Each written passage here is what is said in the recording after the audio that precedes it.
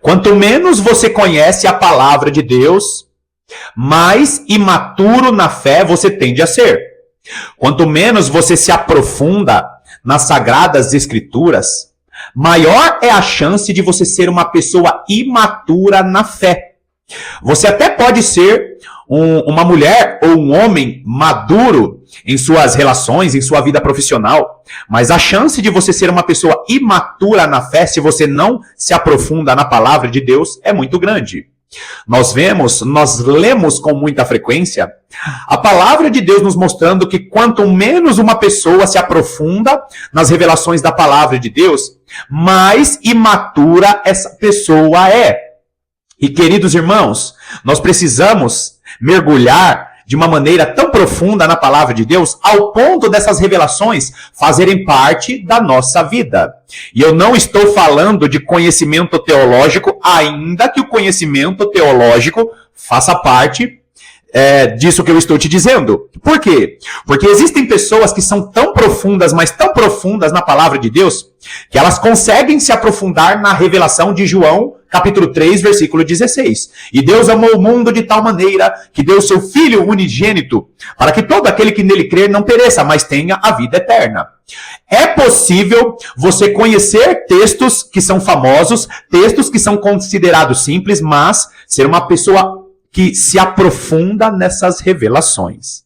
Aliás, as revelações mais profundas da palavra de Deus foram reveladas apenas para uma pessoa.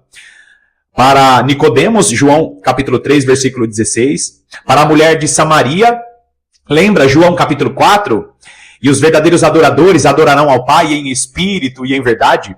As revelações mais profundas para o final dos tempos foram reveladas primeiro ao apóstolo João, ao profeta Daniel, ao profeta Ezequiel, aos profetas que viviam em boa parte de suas vidas, viviam sozinhos.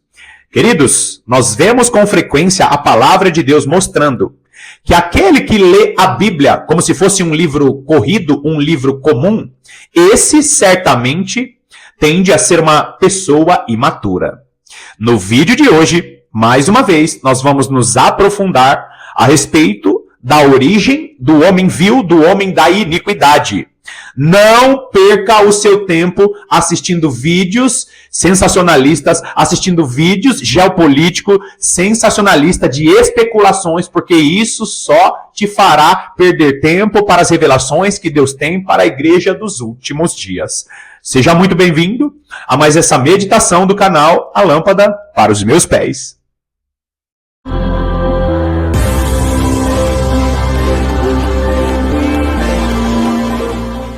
É muito importante que você assista ao vídeo anterior para compreender tudo que eu vou falar nesse vídeo aqui. Porque esse vídeo é um vídeo continuação. Porque a maneira em que nós meditamos aqui no canal A Lâmpada para os Meus Pés não é lendo de maneira corrida ou fazendo especulações. Aqui no canal A Lâmpada para os Meus Pés, nós usamos a própria palavra de Deus para interpretar a própria palavra. Eu não estou dizendo que em todas as meditações eu tenho toda a verdade para o final dos tempos. O que eu tenho certeza é que nós fazemos um trabalho de meditação para chegar o mais próximo da revelação que Deus tem para a igreja dos últimos dias. Então, se você não assistiu ao vídeo anterior, assista ao vídeo anterior, porque esse vídeo aqui é o vídeo número 2, é a segunda parte. Nós estamos meditando a respeito da origem do homem da iniquidade. O homem da iniquidade, o anticristo não é o que o pastor famoso disse em suas redes sociais. O anticristo não vem dos Estados Unidos. O anticristo não é o homem da tecnologia. O anticristo não é da família do atual presidente dos Estados Unidos. O anticristo, ele tem uma origem e ele vai usar o sistema tecnológico que hoje está sendo lançado, está sendo construído para promover o seu governo. Não esqueça disso, queridos. Primeiro, é montado um sistema com 10 reis. Esse sistema da nova ordem internacional já está sendo montado através das 10 nações. As 10 nações ou os 10 reis não foram estabelecidos ainda, mas essa besta que sobe do mar, ela vai aparecer em breve. Irmão Paulo, o que é a besta que sobe do mar? Apocalipse capítulo 13.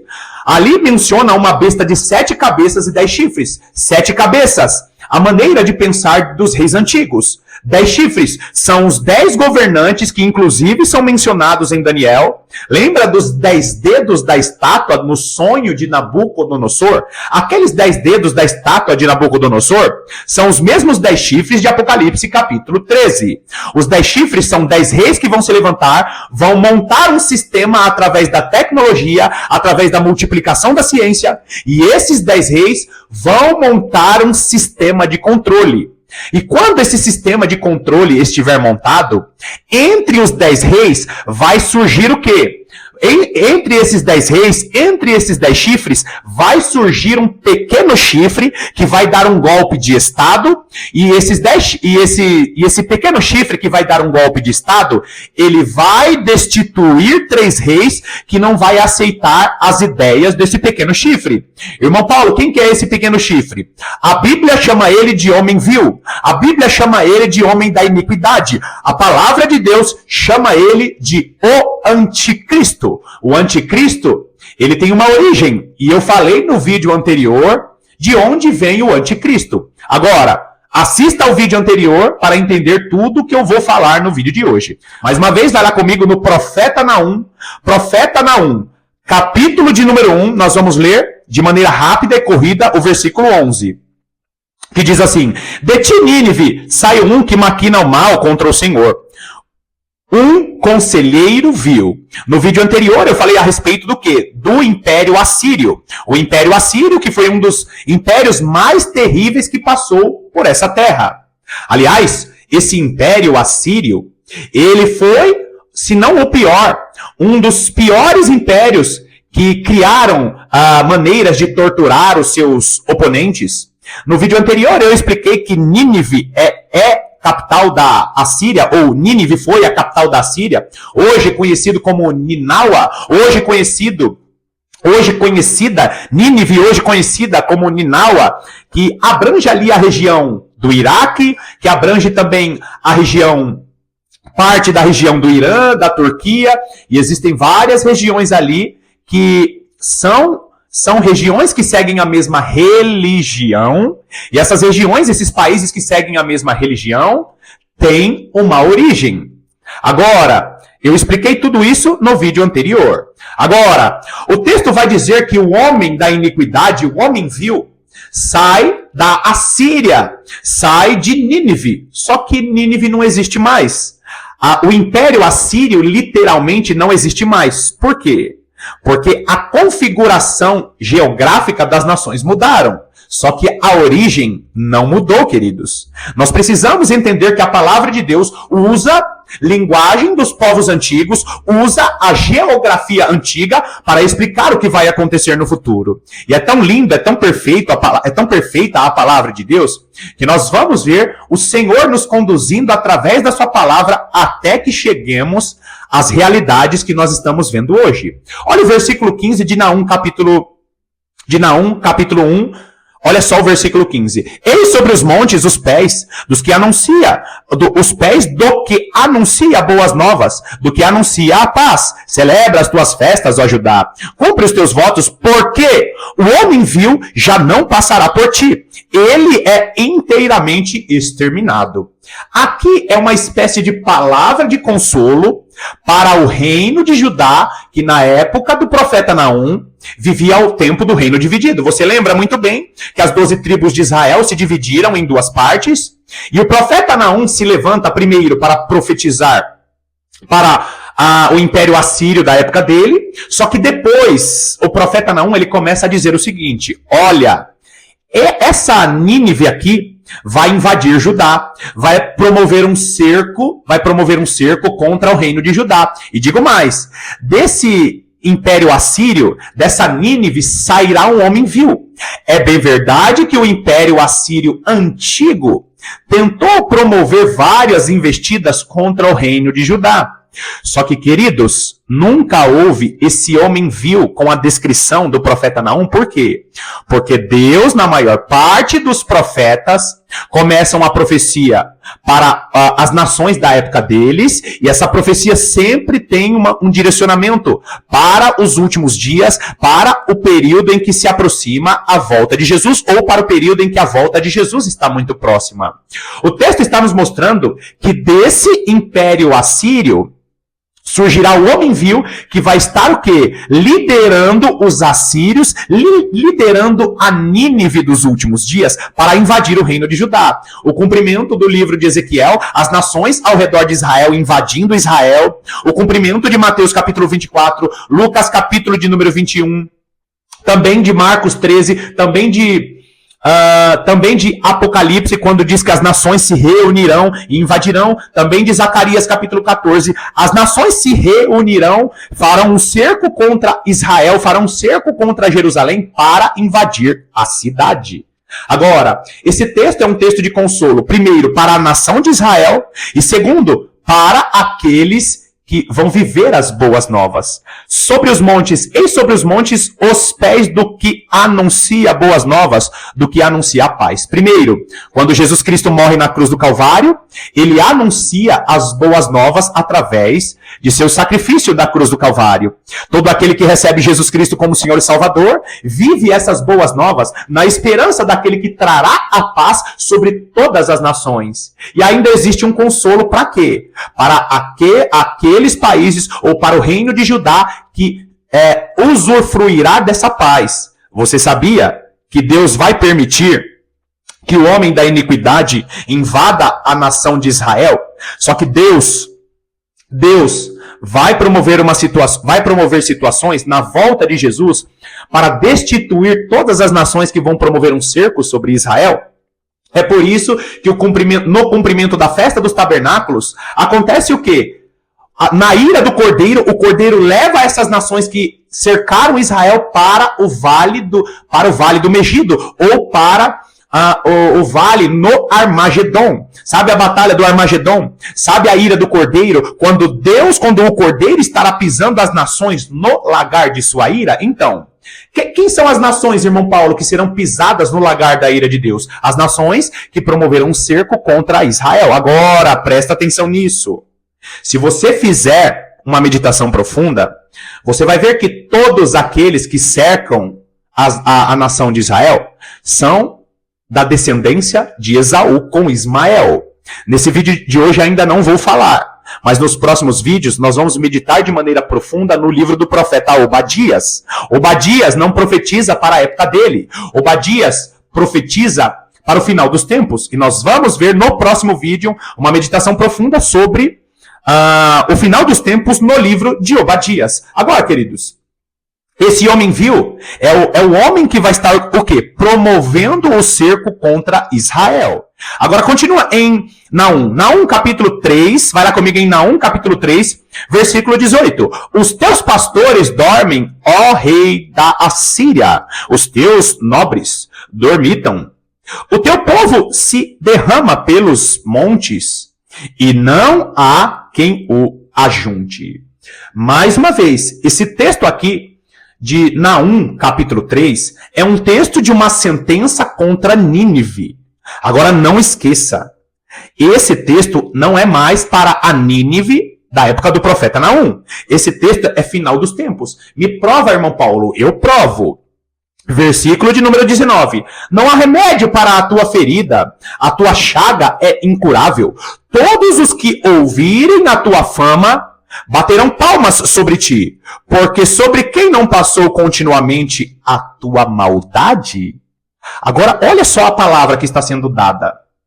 Que Nínive sofreria uma ferida, e essa ferida não tem remédio para ela, é incurável. Grava bem essas palavras que eu coloquei aí na tela. Ele está falando para quem? Para a Síria, para a cidade de Nínive. E ele diz assim, não há remédio para a tua ferida. A tua chaga é incurável. Vou repetir. A tua chaga é incurável. Grava bem esse termo, a tua chaga é incurável, sabe por quê? Porque agora o texto não está falando para a Nínive do profeta Naum. Está falando sobre quem? Sobre a besta. Que besta é essa, irmão Paulo? Vai lá comigo. Apocalipse capítulo 13, versículo de número 11. Apocalipse capítulo 13, versículo de número 11. E antes de que você não entenda o que eu estou dizendo, se você não entendeu tudo que eu estou falando aqui, significa que você não assistiu ao vídeo anterior. Por quê? Porque nós vamos ver em vários vídeos aqui na internet especulações de quem seria a besta da terra, a besta do mar, vão falar que é o Papa, vão falar uma série de situações que não estão na palavra de Deus. A besta que sobe do mar, quem que é a besta que sobe do mar? São as 10 nações, os 10 reis que hoje nós conhecemos como Nova Ordem Internacional. Tem um outro nome, mas eu não quero falar nesse vídeo aqui para o algoritmo não perseguir esse vídeo aqui. Esse vídeo aqui não é para pessoas imaturas. Esse vídeo aqui é para quem vai estar vivo no momento em que o sistema do anticristo estiver em vigor. Quem que é a besta que sobe do mar? Primeiro, Apocalipse capítulo 13, versículo 1. A besta que sobe do mar, mar na palavra de Deus significa povos, línguas e nações. A besta que sobe do mar são os 10 chifres, são 10 governantes. Em pouquíssimo tempo, nós vamos ver a besta que sobe do mar. Só que chega um determinado momento que sobe uma besta da terra. Quem que é a besta do mar? Os 10 reis. Agora, quem que é a besta da terra? O povo que vem da descendência de Ismael com Esaú. Aonde você encontrou isso, irmão Paulo? Continua lendo o texto comigo. Apocalipse, capítulo 13, versículo 11. Vi ainda outra besta emergir da terra. Grava isso. Muitas pessoas não querem receber essa revelação. Quando nós falamos de mar, nós estamos falando de povos, línguas e nações. Apocalipse 17 vai explicar isso. Agora, quando nós falamos de terra, nós estamos falando a respeito do quê? De uma descendência que nos conecta com Abraão, Isaque e Jacó. Você lembra que eu expliquei aqui a respeito da descendência? Como as estrelas do céu, como a areia do mar e como o pó da terra? Então, quando nós falamos de terra, nós estamos falando a respeito do quê? Do pó da terra.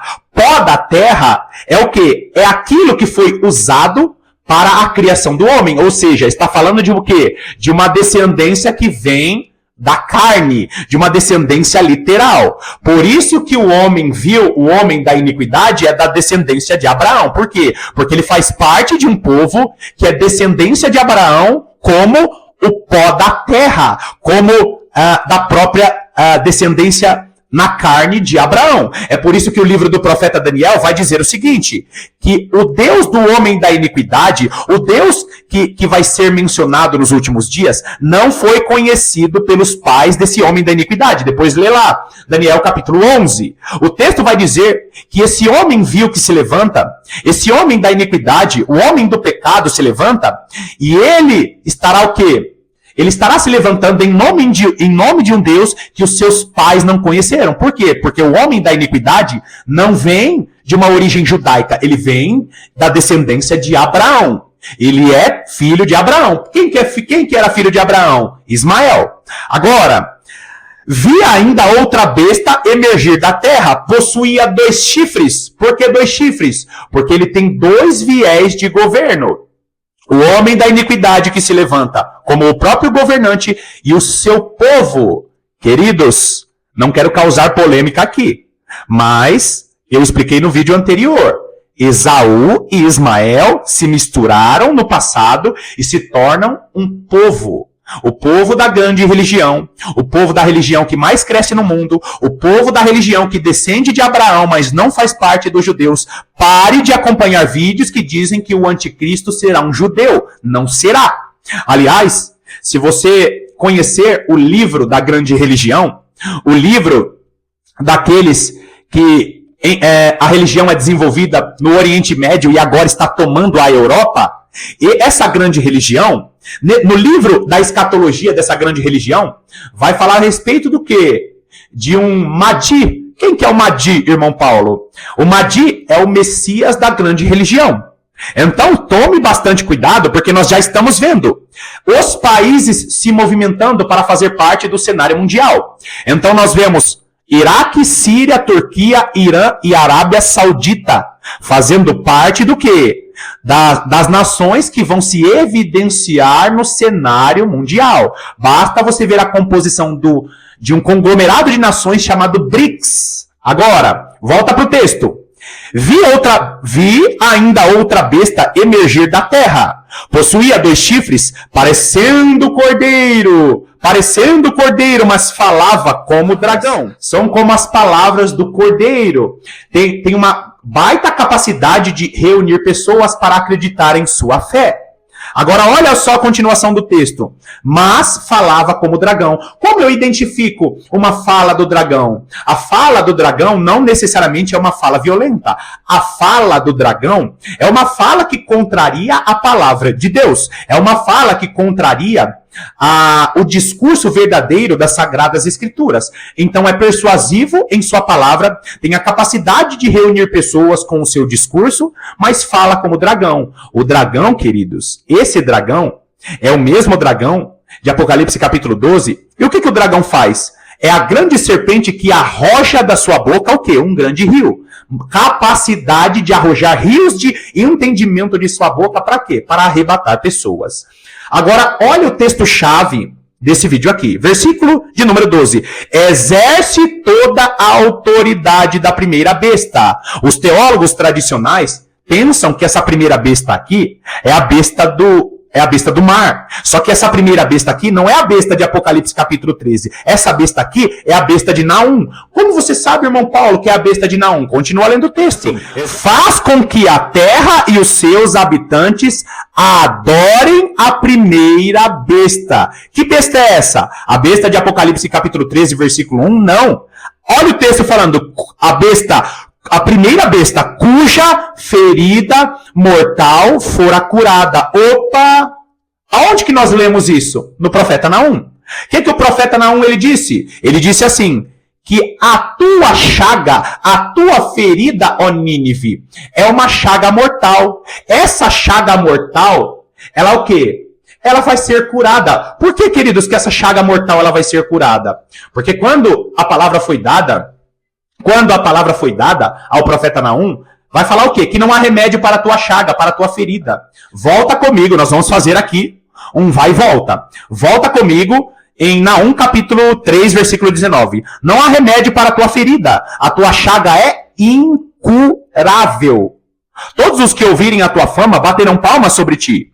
Porque sobre quem não passou continuamente a tua maldade, o império que promoveu maldade contra várias nações. Agora, fixa aqui no texto comigo. A tua ferida, a tua chaga é incurável. Agora, se o texto de Naum está dizendo que a chaga é incurável, por que Apocalipse capítulo 13, no versículo 12, está falando dessa besta que ela vai ter autoridade e essa besta cuja ferida mortal fora curada? Volta comigo. Apocalipse capítulo 13, versículo 12. Por que a chaga mortal ela foi curada? Sabe por quê, queridos? Porque haverá um ressurgimento do Império Assírio. Só que o ressurgimento do Império Assírio não é com a configuração geográfica dos povos antigos. Hoje o Império Assírio, ele não existe mais. Agora compreenda bem a minha fala.